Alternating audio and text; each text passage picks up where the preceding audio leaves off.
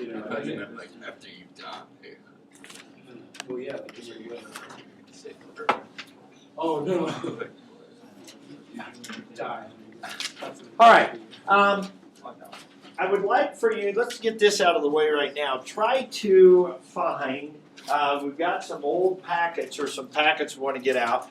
One, of course, is sample 2. That's one I just passed back to you the other day. Dig out sample 1 as well. All right. I know some people said, and Eric said they took them out of their backpack because they were too big and thick and whatever. You probably should have them around. I mean, probably next week we won't do much in the packets as we gear up for our quiz on Thursday. But we are going to spend some time in those today. So sample 1 and sample 2. And then, and this is really one from a while ago. It's a little skinny couple of pages, 2011 free response questions. I told you to hang on to it, so I'm hoping that you did. But it's just a couple of pages. It's last year's free response questions. Okay, it says College Board at the top. Okay, 2011 free response questions, because we're going to do some work in that today as well. Okay.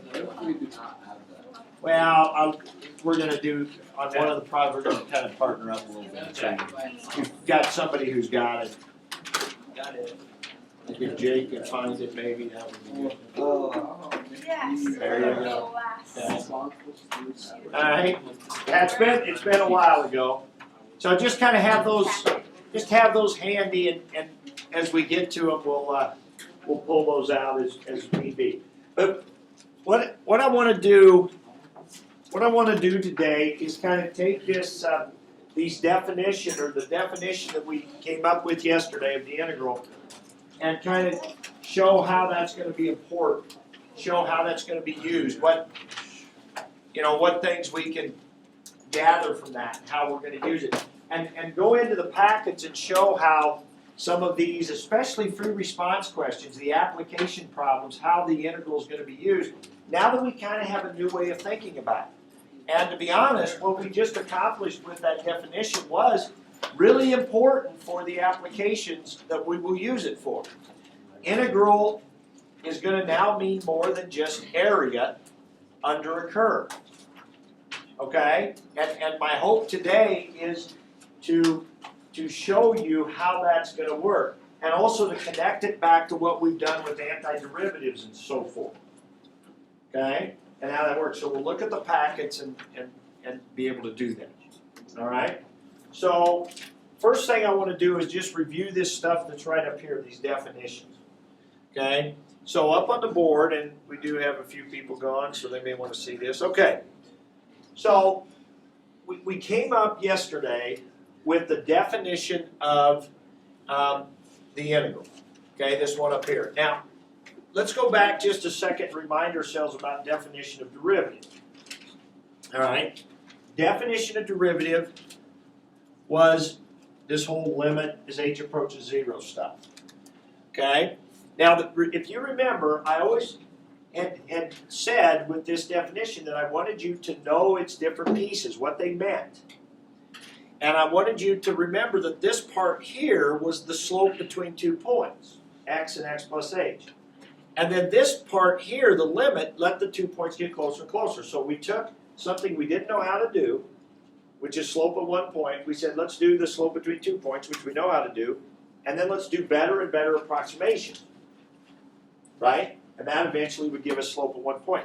So I want you to look at how similar the definition of the integral is. Because if you take beginning calculus, it breaks into 2 parts. Differential calculus, which is a derivative, and integral calculus, which is the integral, okay? And how closely related these two are. So if we look at this, I would want you to be able to break this same thing that we wrote yesterday, break this down the same way. Matter of fact, this would be a great quiz question for next week, right? Why is this, or explain how this is the definition of an integral, right? Well, of course, an integral is the area from A to B under the curve f of x. Well, how does this represent the area? Well, as we found out the other day, this is the rectangle height. in a subinterval. Now, if the C is either the midpoint or the left endpoint or the right endpoint, or it could be any point in between. But this part here is the output, the y value, it's the height of the rectangle. Delta x is the width of the rectangle. When you multiply those, you get the area of a rectangle. And then what's the sigma do? What's a sigma do? It's a summation. It adds up all of those rectangle areas. Now, we want this area to be the exact area under the curve. Well, 4 rectangles won't do it. 100 rectangles won't do it. How many rectangles does it take? It takes an infinite number of rectangles, and that's what the limit does. Now, up here is the n, is the number of rectangles, but we need an infinite number of rectangles to give us the true area under the curve. Now, compare these two, and if you had to summarize calculus, beginning calculus, in really one idea, it would be that right there. That we're to be able to do something that we don't know how to do, we take something related that we do know how to do, and we use that to approximate, and we get better and better, infinitely better approximations, right? And that's exactly what happened here. We don't know how to do slope at 1 point, which is what we're calling the derivative. Let's do slope at 2 points and get them closer and closer, infinitely closer, to where we can tell the slope at 1 point. We don't know how to do area under some weird curve. Well, we do know how to do areas of rectangles, so let's put rectangles under there to approximate the area, and then do more and more rectangles, infinitely many rectangles, to approximate the area. Same thing, same idea. Okay? So, those are the two, I mean, that's it. I mean, calculus, 2 big parts of calculus, differential calculus, integral calculus, so there they are. There's the definitions of those 2 things.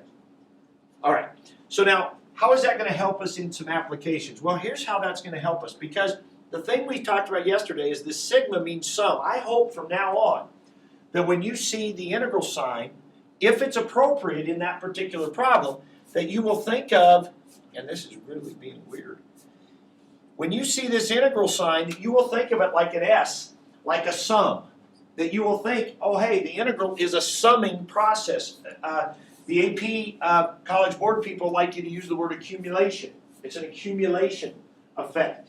Okay? We're going to add up pieces. What are we adding up? Well, hopefully you look at the f of x as kind of your height and your dx as kind of your width. Or in the case of something that's not area, we'll just think of what the units of f is and the units of dx. And you say, well, that's weird. We never thought about dx as units. But remember, the dx came from the delta x. And the delta x truly is the width. All right? So, actually, this would probably be a good time to write this down.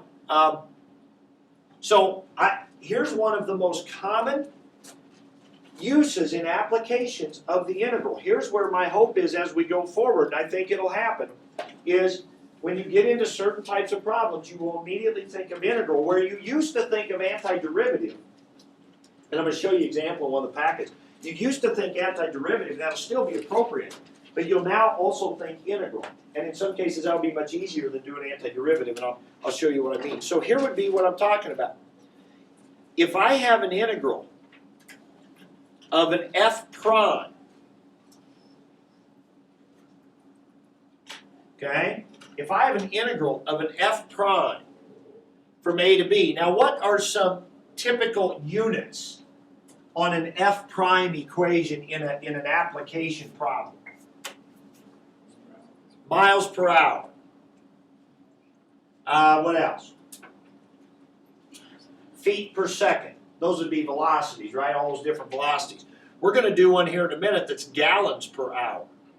Matter of fact, you might remember it was in the packet sample 2. It was problem number 43, right? It was gallons per hour. Now, I want you to think about this a minute. If we were going to do if we were going to do fundamental theorem part 2, right? If we were going to do fundamental theorem part 2, what would you have here? F. Little f of b minus little f of a, correct? Now, just going back to what we learned earlier in the year, if f prime is miles per hour or gallons per hour, what would F be? Miles or gallons, right? And it would be what? It would be gallons or miles at the end minus the miles or gallons at the beginning. Well, wouldn't that be a net?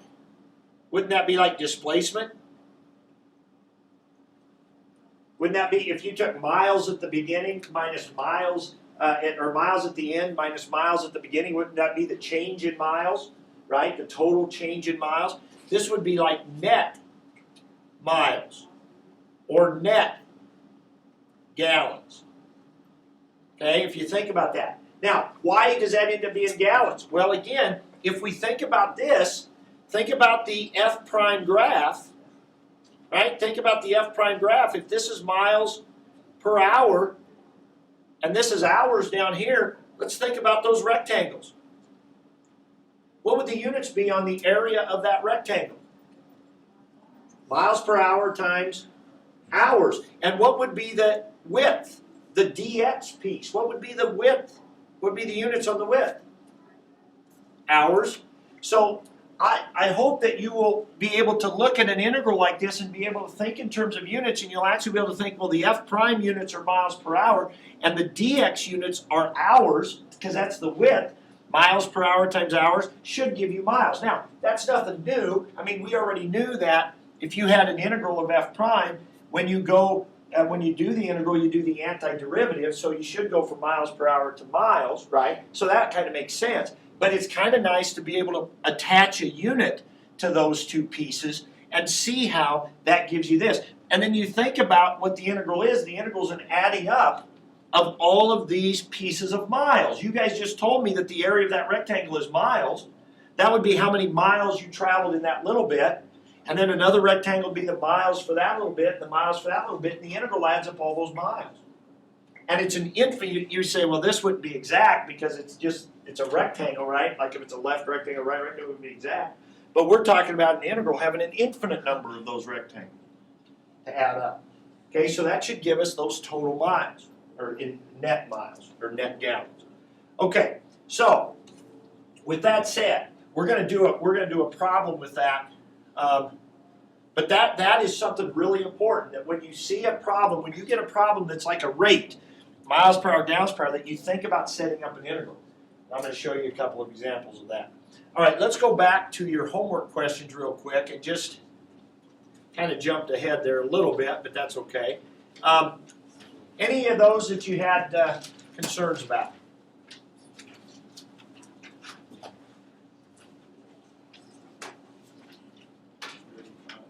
Well, 35. We're going to ignore 35. Here's why 35 was problematic, because 35 had a cube in it, and I didn't notice that when I signed it. And none of our formulas on page 357 had I cubed. They were all squared. And it was sigma I squared, sigma I, or sigma constant. So I didn't really mean to assign that one. So let's not do that. Any others?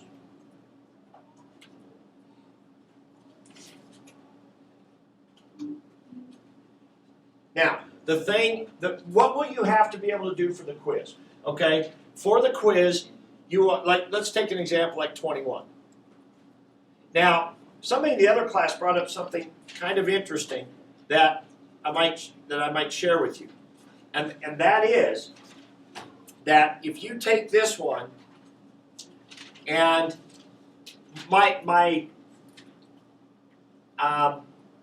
really my thought for you on this one was to FOIL that out.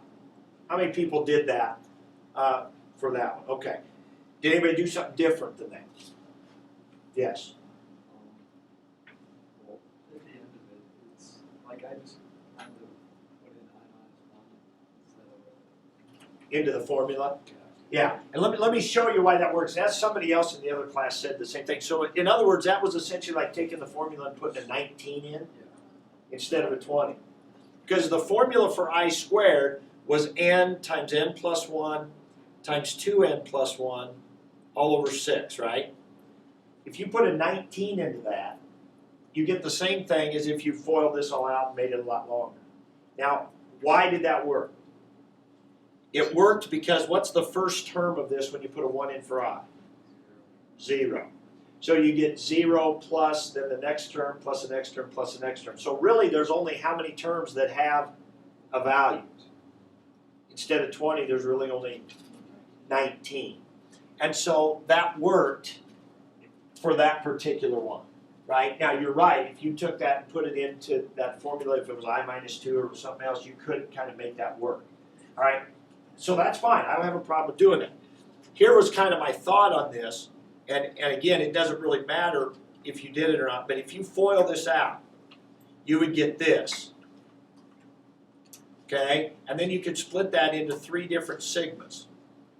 Okay, and then we had those sigma formulas on page 357. Sigma I squared would be n plus 1, 2n plus 1 over 6. You do not need to memorize those. Those will be given to you on the quiz.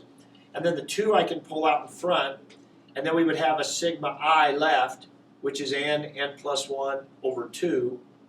And then plus, and then sigma 1 would be just 1 times whatever n is. In this case, it was 20. So that'd be 1 times 20.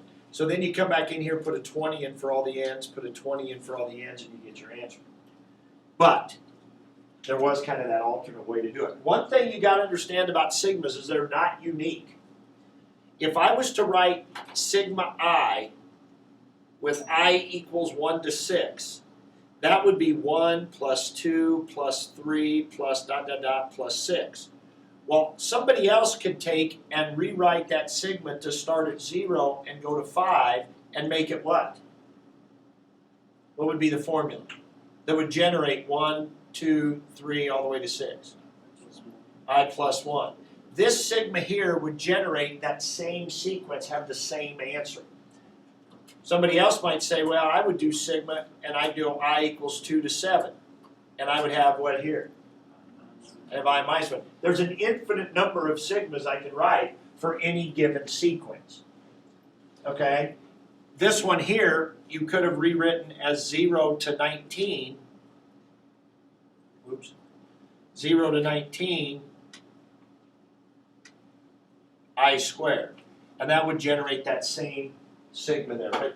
But generally, for our purposes, what we're using, we like to have I equals 1 to start with. Okay? And that's the way those formulas are set up. Okay? So you look at this one, in a sense, it's kind of like you change it to this and put a 19 in. The difference is it starts at 0, not 1, so the formula doesn't really work. But it does work in this case because you put a 0 in and you get 0, so it doesn't add anything to it anymore. Again, that's not going to be a huge emphasis on the quiz, but one of the things I will have you do is, here's a pattern, write a sigma for it. Just understand that different people could have different answers for the sigma that will generate that same pattern. Okay. And then these, we're okay on these last ones. High powers dominate, use the formulas, expand it out, that kind of thing. Anybody? Could you do 31? 31? Yeah. Yeah. See, so 31 now, the way I would approach it would have been, again, the thing we just talked about. So on 31, I would look at this and I would say, well, remember we talked yesterday about the 1 over n cubed is a constant here, right? I is the variable, but 1 over n cubed is a constant. So what I would do is I would have looked at that as 1 over n cubed, okay? Now again, this might have been a little longer way than what some of you had done. And then that leaves me with this right here. Well, again, that's going to FOIL out to I squared minus 2I plus 1. So separate that into the 3 different sigmas, right? Now use the formulas. Well, the sigma I squared was n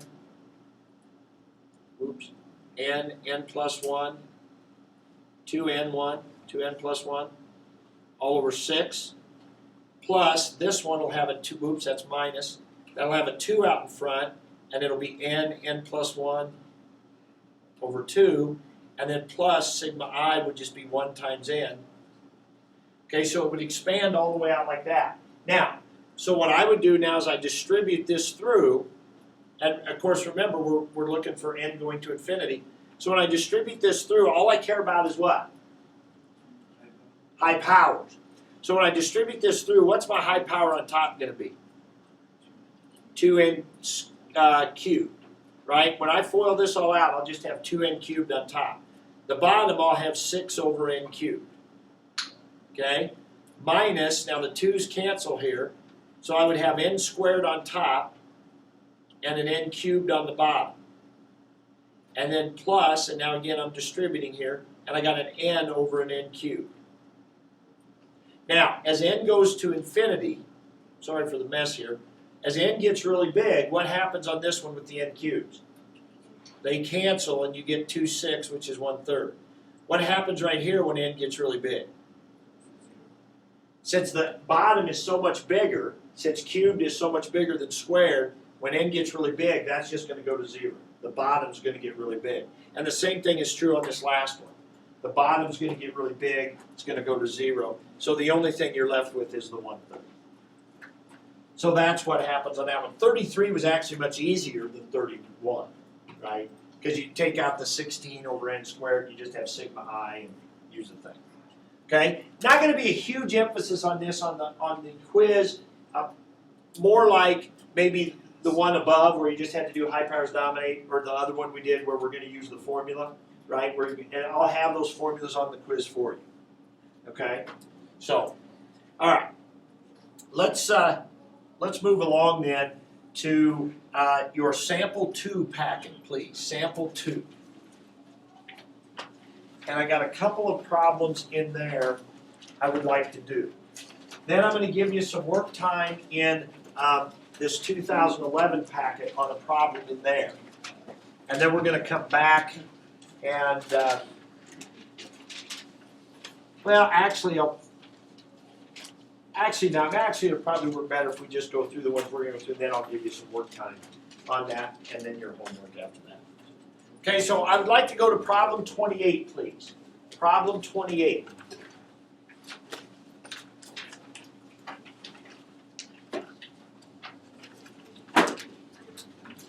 Sample 2.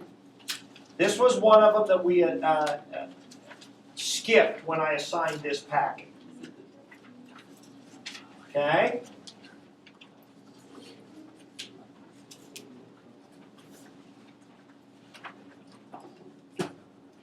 All right, everybody ready? Okay. Now, the next couple of days, Monday and Tuesday, when we get into section 5.7 here, what we're going to be looking at, and this is how it relates to number 28, is something we did yesterday. Okay, so I'm going to back up here a minute to something we did yesterday. Okay, right here. Remember the big shabuzi here? The big, well, I don't know. But, this, this whole big problem that we did. Okay, Jake, that's what you missed right there. Okay? No, we're not going to try to do that. Yeah, you might want to watch the video for that one. Okay? Now, but here are the important parts of this that I want you to really focus on are in the red right here, okay, and right up here. Now, what we're going to be doing in this section 5.7, we'll be spending a couple days next week doing this. And we're going to do just an initial one here today in number 28 in the packet. Is we're going to say, okay, here's an integral. Write the sigma that generates that. Okay, now I messed that up a little bit here last period. Let me fix that. This is a 1, and this was an n. Okay, right there. But we're going to say, okay, here is an integral. What sigma would generate that according to what we see on the board up here? Okay, in other words, here's an integral. What sigma would represent that? And then vice versa. Here's a sigma. What integral does it represent? Now, to be able to do that, we have to think back to how we went through this process yesterday. Now, the one on number 28 in front of you, don't you see a sigma sitting there? Number 28? It's a sum, right? It's a sum of a bunch of terms. So you essentially have a sigma sitting there in front of you on number 28. Our goal, and look at the answers. Look at the 5 answers. They're all integrals. So what that question is saying is, what's, for that sigma, how did you get, or how would you get this integral? Now, look over here. Look up here on the board, please. Now, if you remember what happened here, we wrote this all out. And here we have our height, and here we have our width. The pi over n is our width. Now what does that become in the integral? What does the width become in the integral? The dx, right? So the width here never shows up in the integral, it's just the dx. Okay, and now in here we had f of, remember the I pi over n, right? That was the pattern that we got through here. Now what did we do when we took it out of f notation? We had f of I pi over n. What did we do with the I pi over n?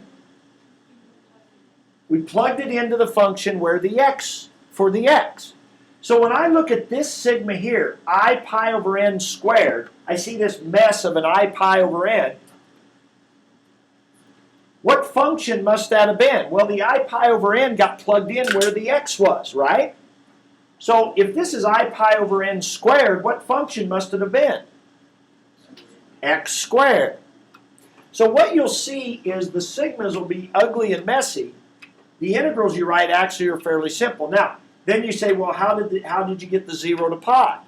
Well, where did that come from? Well, really it came from the pi over n. Remember, pi over n was the width here, which came from b minus a over n. So the top number, the pi, is the b minus a. That's the total width. Our total width here was pi. Then you also look at what you're plugging in. When I is a 1, you're going to plug in 1 pi over n, and then 2 pi over n, and then 3 pi over n. Well, if that's what you plugged into the function, where must it have started? If the first thing you plug in, remember these were right rectangles, if the first right endpoint is at pi over n, and then 2 pi over n, where must you have started back here? 0. Now, if the first thing you plugged in, and we'll do some of this, if the first thing you plugged in is 1 plus pi over n, and the width is pi over n, where must you have started? If the first thing you plug in is 1 plus pi over n, and you moved over pi over n, what's this point? Wouldn't that have to be 1? If this is 1 on the x-axis, do you like how I'm drawing in the air? Is that helpful? Oh yeah, the person watching is really going to understand. Okay, well let me draw it, and it'll help everybody. If this is 1, and I move over to 1 plus pi over n, I've moved over 1 width of pi over n. Where was my starting point? 1. So my integral starting point would have been a 1. I told you yesterday we started at 0 to make it easier on ourselves, right? Okay, so that's what it was. Now, again, I don't want to get too wrapped up in this because we're going to focus a lot on this Monday and Tuesday. So let's go back. Let's go back to problem 28. So problem 28 to me looks like a sigma. Now, what would you make of this 1 over n out here? What do you think about that 1 over n? Say it again. Josie said that's the width. You know how every one of those yesterday had pi over n on it, right? And I made you write out every one, and we've said, we could shorten that by just factoring it out, pulling it out. Well, that's what they've done. So really what we had here is 1 over n squared times 1 over n. Plus 2 over n squared times 1 over n. Plus dot dot dot plus, and then our, and then our last one is n minus 1 over n squared times 1 over n. So the 1 over n must have been my width. So in my integral, that's going to be what? The dx. Okay? This part must have been my function. The 1 over n, the 2 over n, the 3 over n. Well, that got plugged in where? Where the x was, right? Well, if it's 1 over n squared, 2 over n squared, what must the function have been? X squared. Well, that eliminates a bunch of them already, right? Now, the only thing left to do is where did it go from where to where? Well, if we look at a quick x-axis, the first thing we plugged in was 1 over n. The second thing we plugged in was 2 over n. Right? Now, where did that have to have started then? Had to start it at 0. Okay? Now, where did it end? 1 away from 1. Oh, now this is interesting. Then, they added one little thing to trick you here. This should have been n over n, shouldn't it? If we go 1 over n, 2 over n, 3 over n, we should have ended at n over n if our sigma is going to go from 1 to n. They went 1 short of that. What kind of rectangles would stop 1 short? Left rectangles, right? But left rectangles shouldn't have started at 1 over n. Left rectangles should have started where? At 0. This should have been 0 squared times 1 over n. oh, but that's just 0. So since that doesn't change the sum any, they left it out. That kind of could have tricked you a little bit. But that is what's going on. This is a left sum, not a right sum like we did yesterday. And it does stop one short of n over n. Well, what's n over n? 1. So what does this integral go? 0 to 1. And so there's your answer to that right there. Now, that is what we're going to focus on doing from Monday to Tuesday. So you got that to look forward to this week. Okay, yeah. But this sigma to integral, going back and forth between sigma and integral. Okay? After you do some, it really isn't too bad. Okay, but that was number 28. All right. Now, let's go jump ahead here in this same packet to problem 43.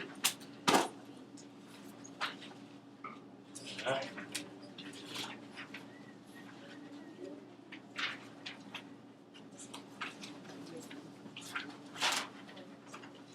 Now, some of you I know have this because I helped you with it, but we're going to look at it an entirely different way. We're actually going to work it both ways today. And I think this is going to be pretty cool. I really hope that this will be meaningful to you. You'll see this because a problem like this is very, very common. Very, very common in the second half of this class. When you get into the AP test on these problems, the integral calculus part, problems like this are very, very common. Now, as we read this, it says, the tank is filled with water at a rate, of course the word rate ought to perk your ears up a little bit, gallons per hour really ought to be meaningful to you when you read that, and then the question asks for how many gallons of water. Now, before today, you would have immediately thought, okay, gallons per hour, and they want me to do gallons, what do I need to do? My guess is you'd have thought antiderivative. Not integral, you'd have thought antiderivative, okay? Now, and that's just fine. So you'd have probably called this function f. Let's everybody work this two ways, please. Let's go through this.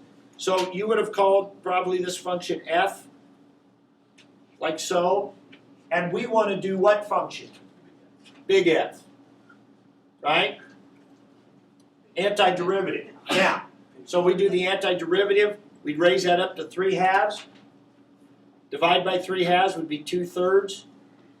300 would still be there. Okay? How'd I do? Bad. What have I forgot? Now you get lucky on this one. If you forget the plus c, you can actually end up doing just fine because the c ends up to be 0. But you would have to think about the plus c. This is really like an initial value problem. We've really started with a derivative and went to an antiderivative, but there's an initial condition hiding in that problem. What is it? The tank is originally empty. That is important. Okay, that is very important. So since the tank's originally empty, that means big F, which would be gallons. Since this is gallons per hour, right here, this is going to be gallons. Right? Big F is gallons. But we have to have that initial condition. Now, not always when you plug in 0 do you get C to be 0, but it turns out this time you do. So when you plug in your initial condition, you do get C to be 0. So we get big F is 2/3 times 300 to be 200, T to the 3/2. So now we can do big F of 4. We get 200 times, let's see, 4, square root of 4 is 2, 2 cubed is 8. And this is a calculator one, so you could have typed in your calculator. And you get 1,600. Now that would be 1,600 gallons. Okay? So, we could have done this just using simple antiderivative knowledge, differential equation knowledge, plus C, initial condition kinds of things. Now, think about the new thing we just talked about. Think about the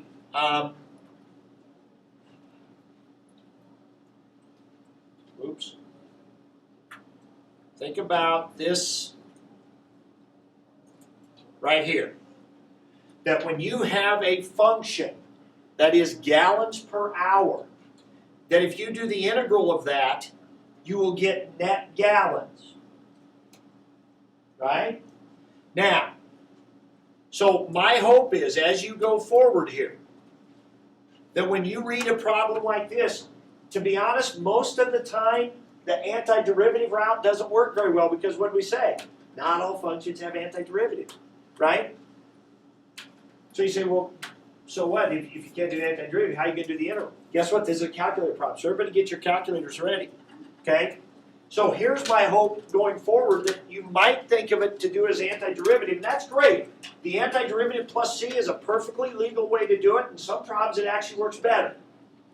But for this particular one, here's what I would have suggested you do. That you put in this 300 square root of t dt. You would have thought to do this because look now, what's 300 square root of t? What are the units on that? Gallons per hour. What are the gallons? Miles per gallon. What are the gallons? What are the units on the dt? That is change. That's delta t. That's change in t. That's hours. Look what we got here. Gallons per hour times hours. That's gallons. This integral is going to give us gallons. What will I put for my limits here?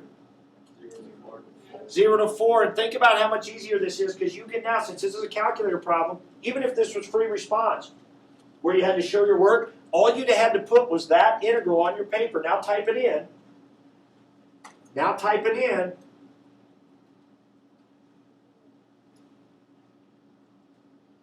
And you get what? 1,600. Now we still though, now we got to be careful. We got to be careful because I said that was net. That's net gallons. Okay, again, think about what that would be. That would be the antiderivative of this. If we called that little f, that would be big F of 4 minus big F of 0. All that would be the gallons at the end minus the gallons at the beginning, right? So that 1,600 is just the net gain in gallons. Gallons at the end minus gallons at the beginning, that's 1,600. If the question would have said, how many gallons of water went in during the 4 hours, 1,600 would be our answer. But the question said, how many are in the tank at the end of 4 hours? What do we have to add on? How many were in at the beginning? Again, the plus C is still a feature of this. The initial condition is still a feature. But since the tank was originally empty, the answer is also 1,600 gallons. So that'll be a very important thing that we will stress. That when we do this integral here, it's the net change in gallons over that 4-hour period. We'll have to consider how many gallons were in there originally. Okay, but that was, I would say, easier to do, especially since you had the calculator. If you didn't have a calculator, you'd have to do the antiderivative. It would have been essentially the same problem. All right. What'd I do? Oh.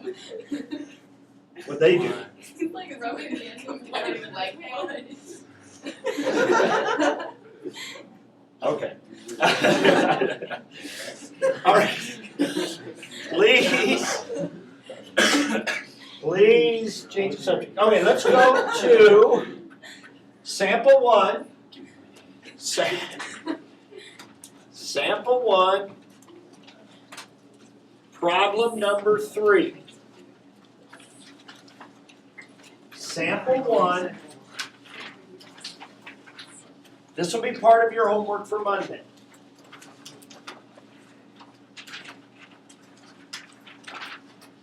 Now we already did part A, okay, because part A was a derivative. It was like a max problem. The function L of D was minutes of daylight per day, right? It was minutes per day. And they wanted to know what day had the most minutes of daylight. And so you had to do the derivative and see where that was equal to 0. You had to do a max. It was a max problem. Okay? Now, B and C are kind of interesting in the order that they ask you to do them. And what order you do them would depend on how you would answer the question. Okay? Now, I want to do it with C first. Okay? Because it fits in better with what we're talking about. So this function here is a rate function. This is minutes per day. So in C it says, what's the total number of minutes of daylight in 1996? So what do you think to do? Set up an integral. In other words, this is like saying you want to add up all the minutes per day for all 366 days, right? And the integral adds that up. That's what the integral is. It's an accumulator, right? So, all you, and notice it says justify your answer. This is all you have to write. This is a calculator problem. All you have to write is L of D. You don't have to write the function out because they've already written it for you. D, that's what it would be. Actually, it would be dd. It would be the integral of L, because again, this is minutes per day, and what would dd be? Days.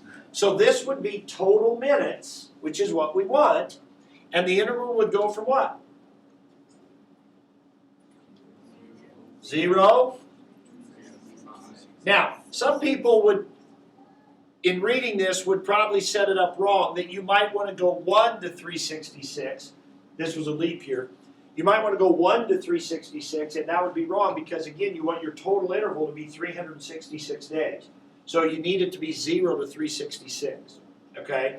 Day 1 is January 1st, but you want to start from really midnight December 31st, 1995 to midnight December 31st, 1996. So it's really 0 to 366. Now that's all you would have to have on your paper is justification.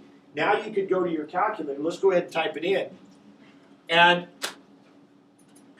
you just type in that in. So what you will find as we get into the applications is that you will not have to do Fundamental Theorem Part 2 a whole lot. Many times it'll be more about setting up the proper integral. And many times there'll be calculator problems where you're allowed to just then type the integral into your calculator and get the answer. Matter of fact, a lot of times on the no calculator problems, what you'll see is directions that say set up the integral, but do not evaluate. Okay, so they're mostly interested in getting the problem set up right using an integral.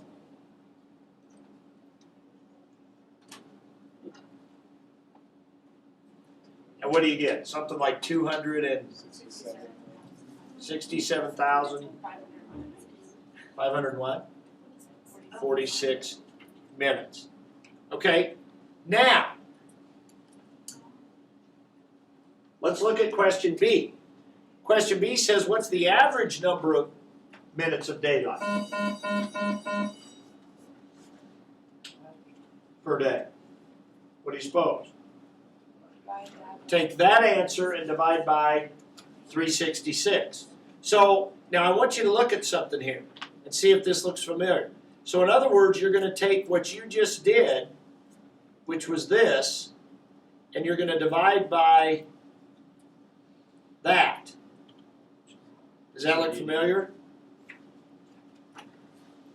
We had a formula that said the integral from a to b divided by b minus a was average value of a function.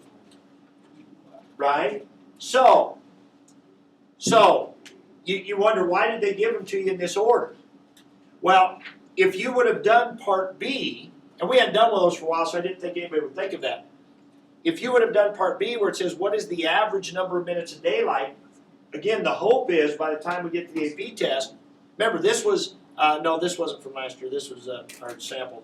But if you saw average minutes of daylight, you would say, okay, the average value of a function, you'd want the number of minutes of daylight for those 366 days, which would be this integral, divided by b minus a. And you would just do that, and it comes out to what?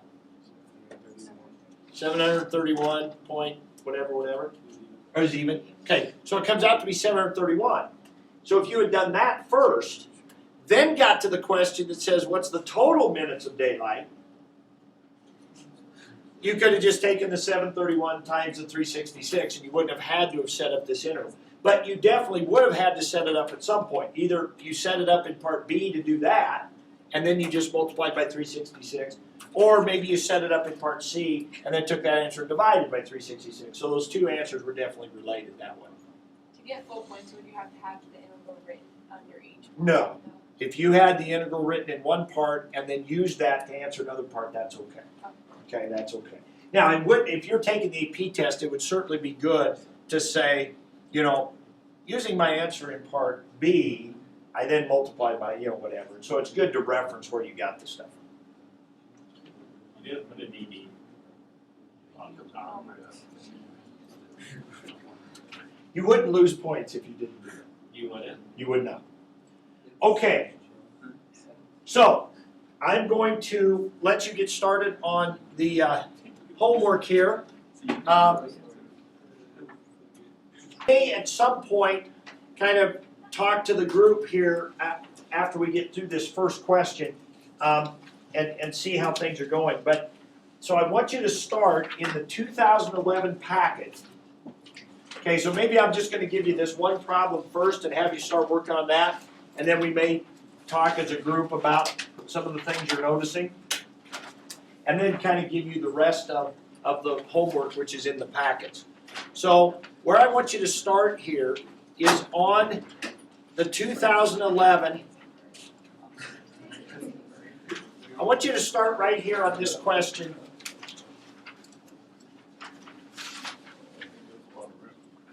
Okay? Number 4.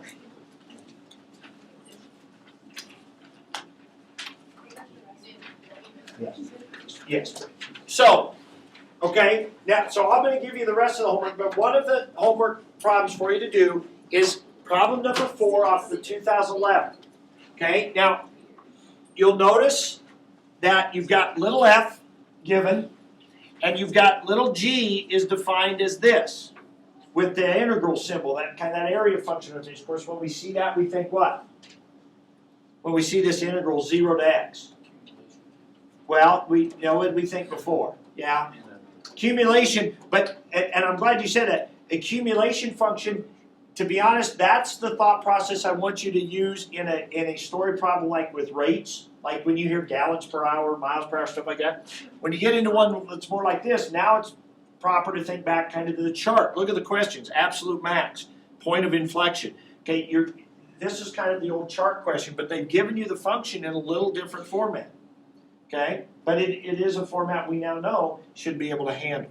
So I want you to go through part C for sure, and we'll talk up to that point. If you get to part D, that's great.